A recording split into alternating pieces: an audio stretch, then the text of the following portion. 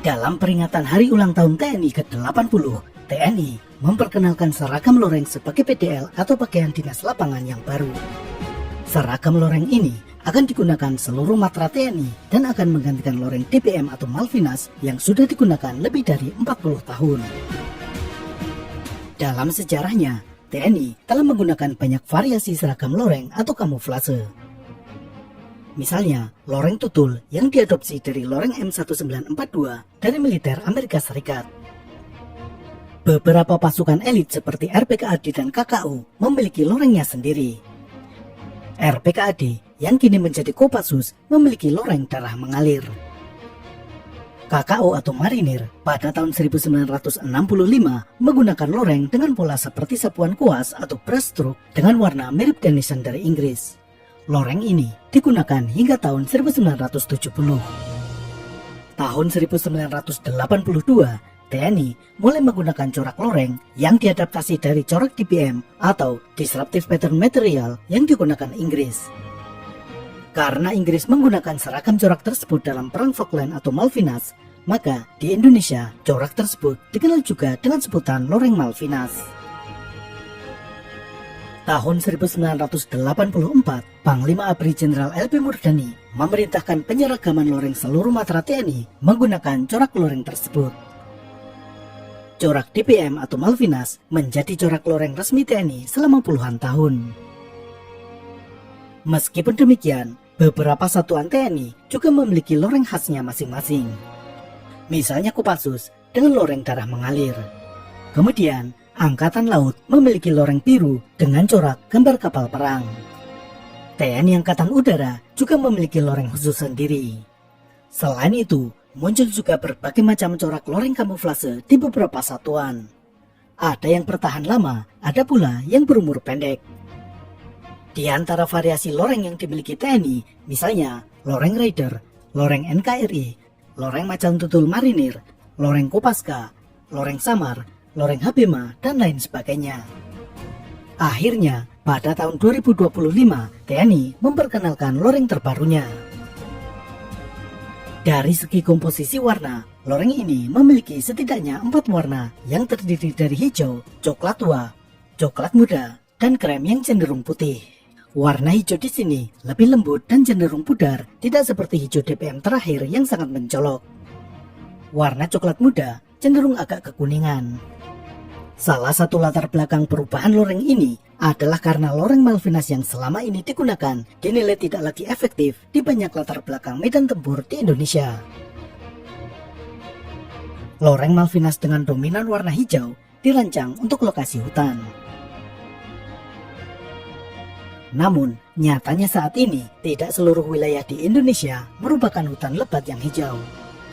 Dan lagi pula, dalam lingkungan yang penuh pepohonan lebat pun, sebenarnya warna hijau juga tidak dominan. Di beberapa gambar ini, persentase warna hijau juga tidak dominan, hanya sekitar 30%. Dan warna hijaunya pun bukan hijau seperti ini.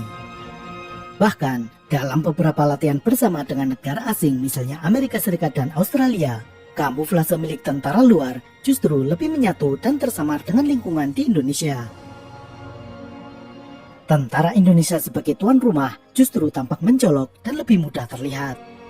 Mungkin bukan sepenuhnya pengaruh coraknya, tetapi lebih ke pewarnaan kainnya.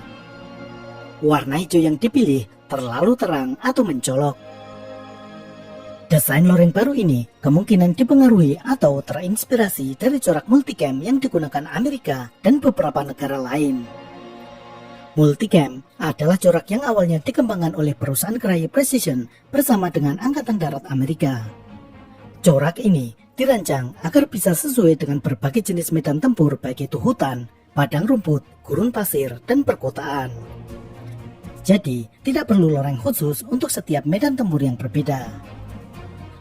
Prinsip kerja multicam didasarkan pada cara kerja mata dan otak manusia mempersepsikan ukuran, warna, dan bentuk objek yang dilihatnya. Dalam mata manusia, sebenarnya hanya sebagian kecil sel di retina yang mendeteksi warna.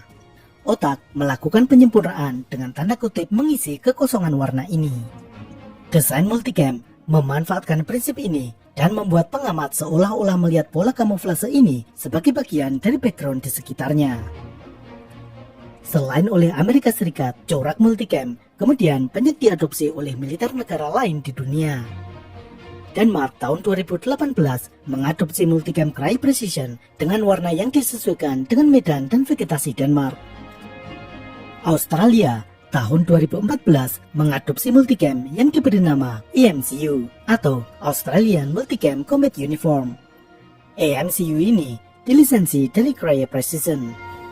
Militer Inggris juga merubah corak loreng standarnya dari DBM yang dominan warna hijau menjadi warna multicam yang diberi nama MTP atau Multi-Terrain Pattern. Corak MTP ini lagi-lagi didesain oleh Crye Precision. Belgia mulai meninggalkan corak jigsaw yang telah lama digunakan. Pasukan elit Belgia menggunakan corak multicam dan secara bertahap merembet ke satuan reguler lain. Jerman juga mengembangkan kamuflase yang mirip dengan multicam. Jerman selama ini identik dengan corak kamuflasenya yang ikonik, yakni Flaktarn. Meskipun tetap mempertahankan corak Flaktarn, namun melakukan perubahan warna yang cenderung mendekati multicam. Kombinasi ini disebut sebagai multitarn. Rusia juga melirik corak multicam, meskipun tidak bekerja sama dengan Crye Precision. Corak ini digunakan dalam seragam tempur VKBU 2.0 yang digunakan bertempur di Ukraina.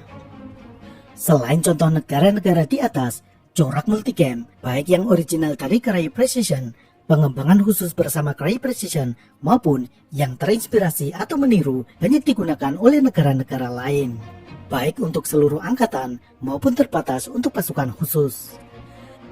Seragam baru TNI bisa dibilang juga dipengaruhi oleh tren multicam, corak kamuflase yang sesuai untuk beragam tempat. Seberapa efektif corak baru ini dalam menyamarkan prajurit di lingkungan sekitarnya? Tentu butuh riset yang mendalam dan uji coba di medan yang sesungguhnya. Namun, mari kita coba bandingkan corak loreng baru ini dengan gambar berbagai jenis lingkungan yang berbeda. Sebagai perbandingan, kita akan bandingkan dengan corak multicam dan loreng DBM atau Malvinas.